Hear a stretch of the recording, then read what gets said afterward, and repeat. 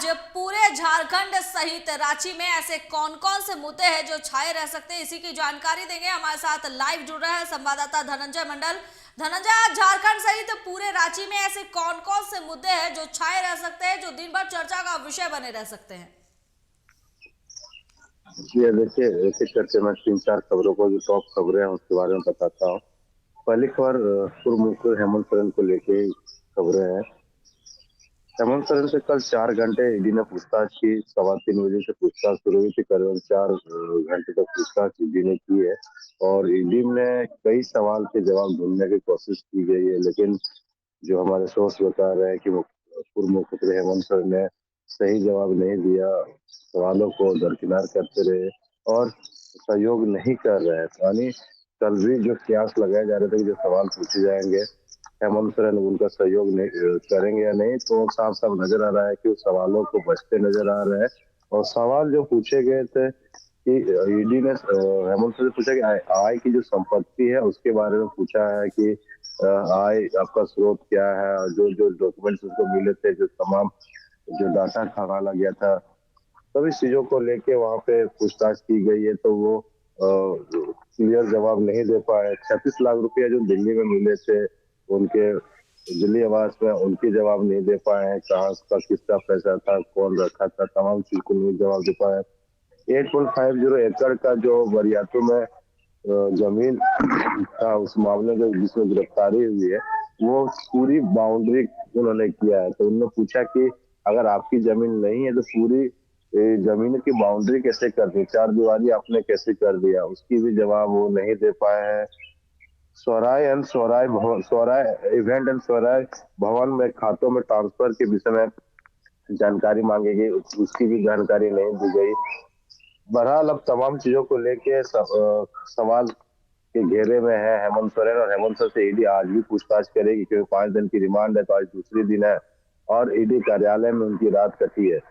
तो अब जो अनुमान जो होता है कि 11-12 बजे के बाद जो सवाल ईडी शुरुआत कर दी जाती है, तो आज दूसरा दिन होगा। आज भी कई ऐसे सवाल होंगे जो उनसे पूछताछ की जाएगी।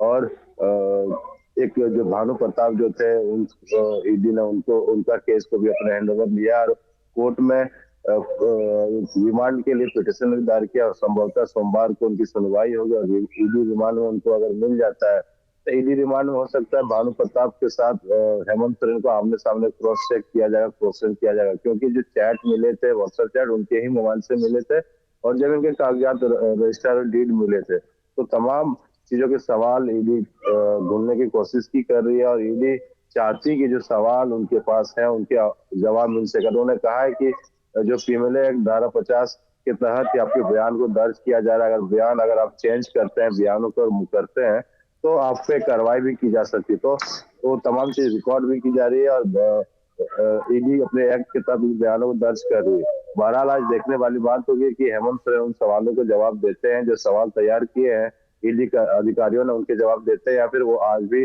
बॉयकट करते हैं या दरकिनार करते हैं।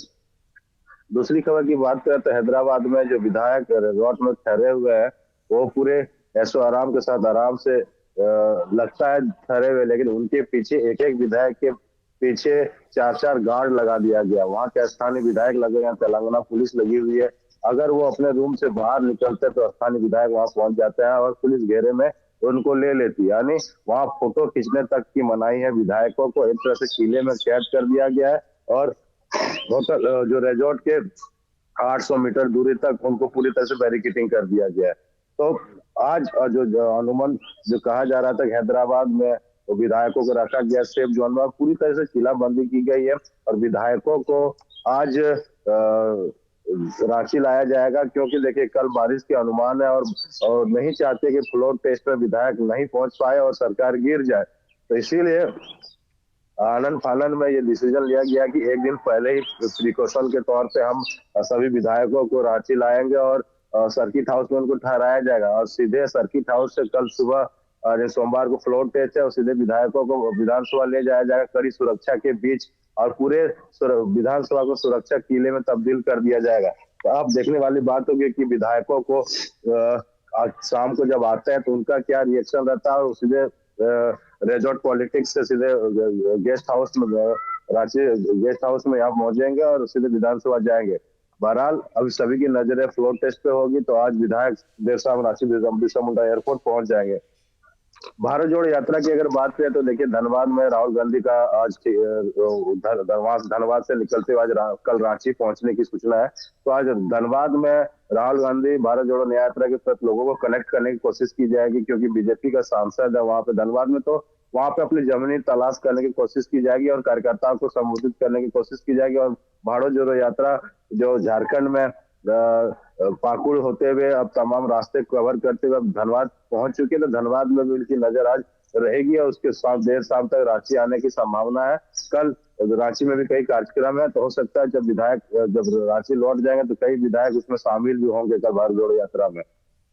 लास्ट खबर की अगर हम बात करें, देखिए आज संडे है, कल आज ज्यादा जमनमन राजनीतिक ऐसे कुछ हलचल रहती नहीं है, लेकिन बहरहाल झारखंड की राजनीति में जब हेमंत सोरेन गिरफ्तार हुए तो तब से हलचल बनी हुई है और जब तक फ्लोर टेस्ट नहीं हो जाती तब तक ऐसे ही गतिविधियां रहेगी। मौसम की अगर बात करें तो देखिए, आज कोहरा भी नहीं है, लेकिन अनुभव मौसम विज्ञान ने बात बताया है कि कल और परसों बारिश हो सकती है। उसके बाद 14 तारीख के बाद, बसंत पंचमी के बाद झारखंड में जो मौसम होगा वो ड्राई होना शुरू होगा, गर्मी का हाथ देना शुरू हो जाएगा। लेकिन अभी इस हफ्ते में जो 2 दिन तक जो बारिश दिया गया उसमें कुछ दिनों तक ठंडी रहेगी, उसके बाद धीरे धीरे झारखंड में गर्माहट की शुरुआत हो जाएगी। शुक्रिया।